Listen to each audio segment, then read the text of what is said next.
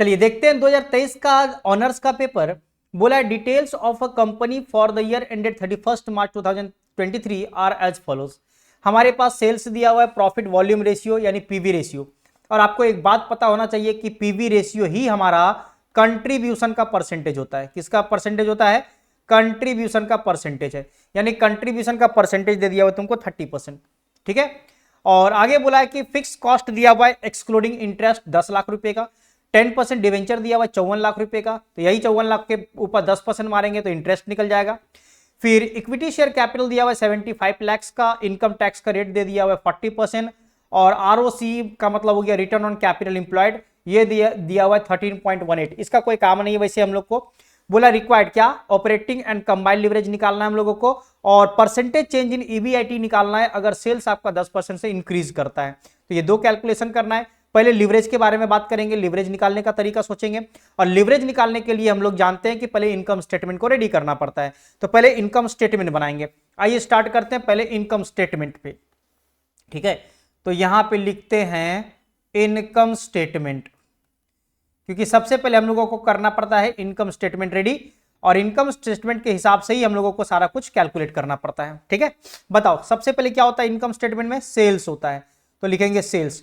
Sales कितना दिया हुआ है? सेल्स दिया हुआ है 90 लाख रुपए का, तो यहां पे लिख लेते हैं 90 लैक्स, तो अमाउंट लिखेंगे पूरा, तो ये 90 लैक्स हो गया हमारे पास सेल्स।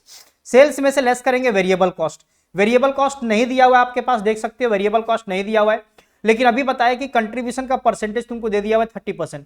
तो हम लोग जानते हैं कि अगर कंट्रीब्यूशन का परसेंटेज 30% है तो वेरिएबल कॉस्ट का परसेंटेज 70% होगा। अगर आपको पता नहीं है तो यहां से देख लो कि सेल्स में से वेरिएबल कॉस्ट को माइनस करते तो हमारे पास कंट्रीब्यूशन निकल के आ जाता है। बोलो हाँ या ना?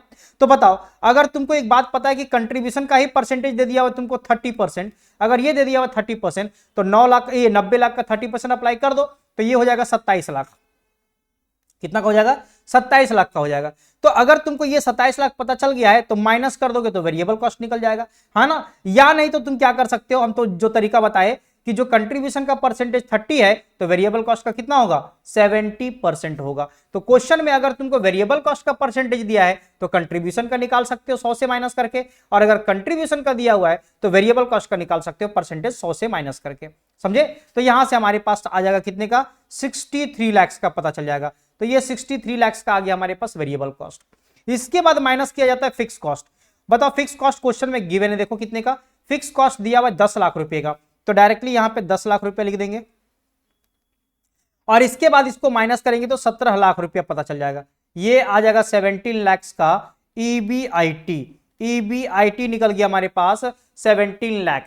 ईबीआईटी के बाद माइनस करना पड़ता है इंटरेस्ट, और इंटरेस्ट डिवेंचर के ऊपर चार्ज किया जाता है। तो बताओ अगर 54 लाख का 10% अगर हम लोग अप्लाई करेंगे, यानी 50 लो यहां पे दिखा देते हैं 54 लाख, इसका 10%, 54 का 10% मारोगे तो 5,40,000 आ जाएगा। तो 5,40,000 का निकल गया हमारे पास इंटरेस्ट। तो माइनस करने से निकल जाएगा ईबीटी, अर्निंग बिफोर टैक्स निकल जाएगा। बताओ कितना आ गया? 11,60,000। 11,60,000 रुपए का निकल गया ईबीटी। समझे? क्या टैक्स का रेट दिया हुआ था? हाँ जी सर, टैक्स का रेट दिया 40%। तो ठीक है, लो टैक्स का रेट भी अप्लाई कर देते हैं, लिख देते हैं यहां पे tax at the rate 40%। EBT से अगर 40% अप्लाई करेंगे तो आ जाएगा हमारे पास 4,64,000। 4,64,000 निकल गया हमारे पास, ये 40% मारे तो। और उसके बाद हम लोग का ईएटी निकल जाएगा, अर्निंग आफ्टर टैक्स निकल जाएगा माइनस करने से 6,96,000। 6,96,000। ये हमारा इनकम स्टेटमेंट रेडी हो चुका है, ये हमारा इनकम स्टेटमेंट बन चुका है। इनकम स्टेटमेंट बन जाए उसके बाद हम लोग अपना काम कर लेंगे। जो पूछा गया था, दो लिवरेज पूछा गया था, देखो यहां पे पहला नंबर पॉइंट में बोला गया था ऑपरेटिंग और कंबाइंड लिवरेज निकाल लो। आइए ऑपरेटिंग लिवरेज निकाल लेते हैं, डीओएल। डीओएल का फॉर्मूला होता है आपका कंट्रीब्यूशन डिवाइडेड बाय ईबीआईटी।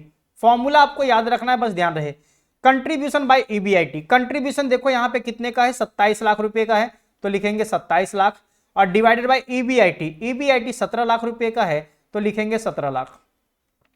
बस 27 लाख को डिवाइड कर देंगे 17 लाख से तो हमारे पास निकल जाएगा 1.588 है, तो 1.59 कर सकते हो, या 1.5, हाँ चलो दो ही डिजिट में लिखते हैं ना, 1.59। ये हमारा डीओएल का आंसर निकल गया। अब यहीं पे हम लोग डीसीएल निकाल लेते हैं। बताओ डीसीएल निकालने का दो फॉर्मूला होता है, डीसीएल निकालने का दो फॉर्मूला यूज कर सकते हो, या तो डीओएल इंटू डीएफएल। हम लोग का पहला फॉर्मूला अगर देखोगे तो डीओएल इंटू डीएफएल, लेकिन आपको पता होना चाहिए डीओएल और डीएफएल तब कैलकुलेट करते हैं जब आपको डीएफएल और डीओएल दोनों पता हो। आपको डीओएल तो पता चल चुका है, लेकिन क्या डीएफएल पता है? नहीं पता है, तो फिर ये फॉर्मूला मत यूज करने जाओ। तो यहां पे क्या फॉर्मूला यूज करोगे? डायरेक्टली कंट्रीब्यूशन से ईबीटी को डिवाइड करोगे, यानी फॉर्मूला हो जाएगा कंट्रीब्यूशन डिवाइडेड बाय ईबीटी। अगर आपको इसका लॉजिक पता नहीं है तो आपको बता दे, ध्यान से एक बार समझ लेना। बताओ हम लोग करते क्या है, डीओएल को डीएफएल से मल्टीप्लाई करते हैं। डीओएल का फॉर्मूला होता है कंट्रीब्यूशन बाय ईबीआईटी, और डीएफएल का फॉर्मूला होता है ईबीआईटी डिवाइडेड बाय ईबीटी, ये फॉर्मूला होता है, दोनों को मल्टीप्लाई। ईबीआईटी ईबीआईटी कैंसिल हो जाएगा, तो फॉर्मूला क्या बचता है हमारे पास? बचता है कंट्रीब्यूशन डिवाइडेड बाय ईबीटी। तो अगर आपको डायरेक्टली डीसीएल का फॉर्मूला यूज करना है तो कंट्रीब्यूशन बाय ईबीटी यूज कर सकते हैं, अगर डीओएल और डीएफएल यूज ना करें तो। बोलो बात समझ में आया? तो बस यही वाला चीज को अप्लाई कर देना यहाँ पे, और हम लोग को फॉर्मूला पे पुट करके सॉल्व कर देना है। बताओ कंट्रीब्यूशन कितने का था? 27 लाख रुपए का, तो लिखेंगे 27 लाख, और डिवाइड करेंगे यहाँ पे ईबीटी 11,60,000 रुपए का है, तो 11,60,000 रुपए लिख देंगे। 27 लाख में से 11,60,000 को डिवाइड कर देंगे, तो बताओ 27 लाख डिवाइडेड बाई 11,60,000, तो ये आता है आपका 2.327 है, तो 33 कर देंगे, यानी 2.33। ये आपका आंसर निकल चुका है डीसीएल का। यानी डीओएल और डीसीएल आपसे पूछा गया था पहला पॉइंट में कि ऑपरेटिंग और कंबाइंड लीवरेज बताओ, तो ये दोनों लीवरेज निकाल के यहां पे बता दिए हम लोग। बोलो बात समझ में आया? अब जो दूसरा चीज पूछा गया है आपसे, ध्यान से समझना, जो दूसरा चीज पूछा गया तो ये एक बार सुन लो। जब आपको डीसीएल पता चल चुका है और डीओएल पता चल चुका है, तो यहीं से तुम डीएफएल भी निकाल सकते हो। क्यों पता है? क्योंकि तुमको यहां पे डीएफएल का जरूरत पड़ सकता है अगर परसेंटेज चेंज वाला बोलेगा तो, लेकिन इस क्वेश्चन में आपका जरूरत नहीं है, क्योंकि ईबीआईटी और सेल्स का बोला गया है। ईबीआईटी और सेल्स का जो कनेक्शन होता है, जो रिलेशन होता है, वो होता है ऑपरेटिंग लिवरेज से, और ऑपरेटिंग लिवरेज तो हम लोग को ऐसे ही पता चल चुका है। तो आइए अब यहां पे परसेंटेज वाला फॉर्मूला यूज करना है, मतलब करेंगे नाउ सिंस।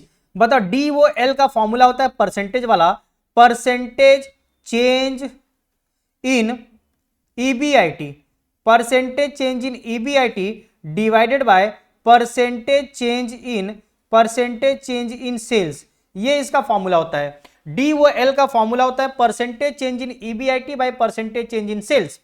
क्लियर है बात? ये फॉर्मूला होता है, समझ में आया? तो बताइए अब, अच्छा एक चीज करते हैं ना, यहां परसेंटेज निकालना है तो एक काम करते हैं, इसको 588 3 डिजिट में रख देते हैं, इसको 588 कर देते हैं, इसको 1.588 3 डिजिट में रहने देते हैं उसको, कोई दिक्कत नहीं है उसको। 588 था ना, उसका डिवाइड करके हम अप्रोक्स कर दिए थे। यहां पे बताएंगे क्यों। बताओ डीओएल आपके पास पता है, कितना का पता है? तो 1.588 जो भी निकाले थे वो वाला, equal to percentage change in EBIT. जो पूछा है उसको चेंज मत करना, उसको कुछ मत करना। देखो तो क्या पूछा गया है, परसेंटेज चेंज इन ईबीआईटी पूछा गया है, मतलब आपको ऊपर वाले को कोई छेड़छाड़ नहीं करना है, यानी परसेंटेज चेंज इन ईबीआईटी को वैसा ही लिखना है, लेकिन आपको इसका फॉर्मूला चेंज करना है, चेंज इन सेल्स का। तो क्या लिखना पड़ेगा? लिखना पड़ेगा परसेंटेज चेंज इन सेल्स का formula change in sales divided by old sales और इनटू 100। परसेंटेज चेंज निकालने का यह फॉर्मूला होता है। अगर तुम परसेंटेज चेंज ईबीआईटी का निकालते हो तो ऊपर लिखना पड़ेगा percentage change in EBIT divided by old EBIT into 100, और अगर सेल्स का निकालोगे तो सेल्स में इस तरह से पुट करना पड़ेगा। बात समझ में आ रहा है? इसके बाद लिखेंगे 1.588 और यहां पे ऊपर वही लिखते हैं परसेंटेज। अच्छा चेंज को डेल्टा दिखा देते हैं, कोई दिक्कत नहीं होना चाहिए।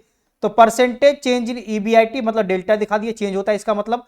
और नीचे बताओ चेंज इन सेल्स कितना से चेंज कर रहा है? तो देखो एक बार तुम ध्यान से, क्वेश्चन में बोला है कि सेल्स इंक्रीज करेगा 10% से, सेल्स इंक्रीज करेगा 10% से। पहले सेल्स था कितने का? 90 लाख रुपए का। इसका मतलब 90 लाख में 10% इंक्रीज कराएंगे तो नया वाला कितना हो जाएगा? 99 लाख। तुमको चेक करना है तो करो एक बार कैलसी में 90 लाख लिखो और फिर वहां पे प्लस कर दो 10%, तो 99 लाख आएगा।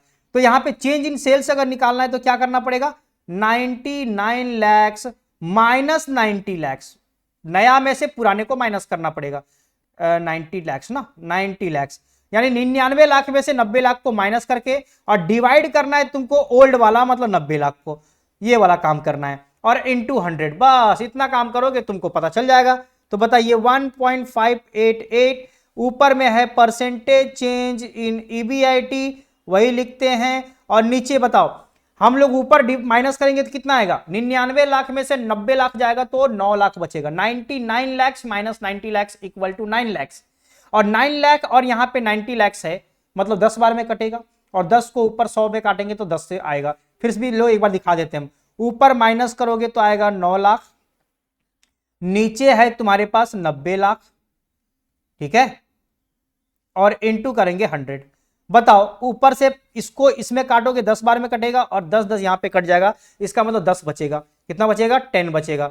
तो इसका मतलब ये हुआ, अब क्रॉस मल्टीप्लाई डायरेक्टली कर देते हैं यहां पे, तो क्रॉस मल्टीप्लाई करोगे तो therefore percentage change in EBIT equal to कितना निकल जाएगा, तो बताओ 1.588 है, 1.588 है, इसको 10 से मल्टीप्लाई करेंगे, क्रॉस मल्टीप्लाई होगा ना, तो 10 से मल्टीप्लाई, तो ये हो जाएगा 15.88%।